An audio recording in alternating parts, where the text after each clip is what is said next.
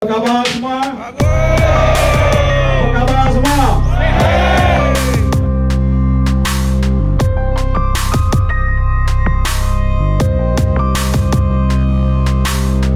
Takat ini beliau masih Perdana Menteri sehingga beliau menghadap ke bawah duli Yang di-Pertuan Agong.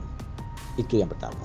Yang kedua, jika beliau Tan Sri Muhyiddin Yassin sendiri tahu dan yakin bahawa beliau sekarang ini tidak mempunyai sokongan majoriti, maka beliau sendiri boleh meminta temujanji untuk berhadapan ataupun berjumpa dengan kebawah duli Yang di-Pertuan Agong bagi tujuan memaklumkan perkara tersebut.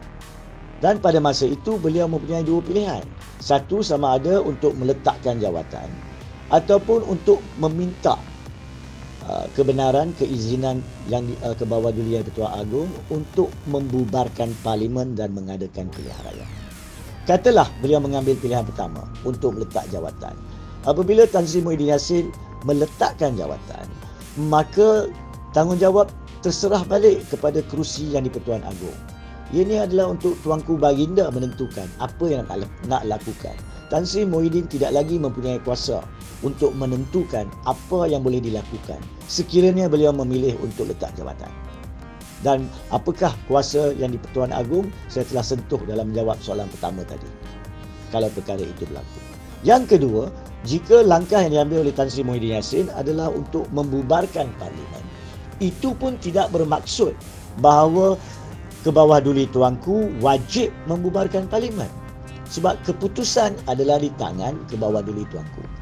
Jadi jika Tan Sri Muhyiddin Yassin minta pembubaran parlimen, ke bawah duli tuanku masih mempunyai beberapa pilihan. Yang pertama, beliau boleh setuju dan mengadakan ataupun membubarkan parlimen dan serahkan kepada pihak SPR seperti mana yang diperlukan di bawah perlembagaan untuk menentukan tarikh pilihan raya dan proses-proses pilihan raya yang lain. Yang keduanya, jika ke bawah duli tuanku tak setuju untuk pembubaran parlimen, maka Tan Sri Muhyiddin Yassin perlu letak jawatan. Sebab apa? Sebab dia dah minta pembubaran parlimen dan tidak disetujui. Dan yang kedua, beliau meminta pembubaran parlimen sebab beliau yakin beliau tidak mempunyai sokongan majoriti sekiranya lah fakta itu telah wujud pada masa itu.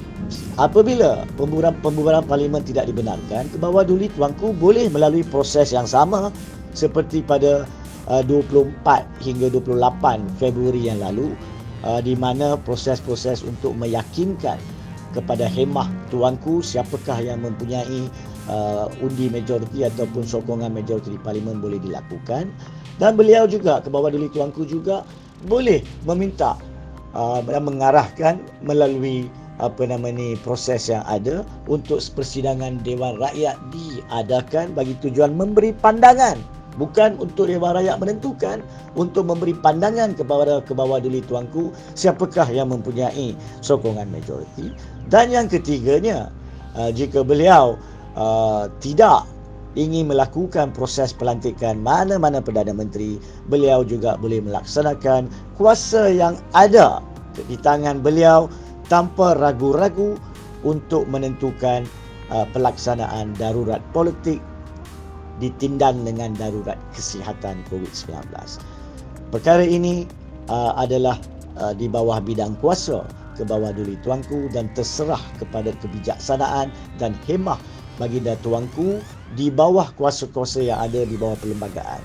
Tapi rakyat kena faham, sekiranya ke bawah duli tuanku melaksanakan apa-apa pilihan yang ada, beliau cuma melaksanakan tanggungjawab perlembagaan. Ke bawah duli tuanku bukannya membuat keputusan politik, sebab ke bawah duli tuanku berada di atas politik tetapi tertakluk kepada perlembagaan.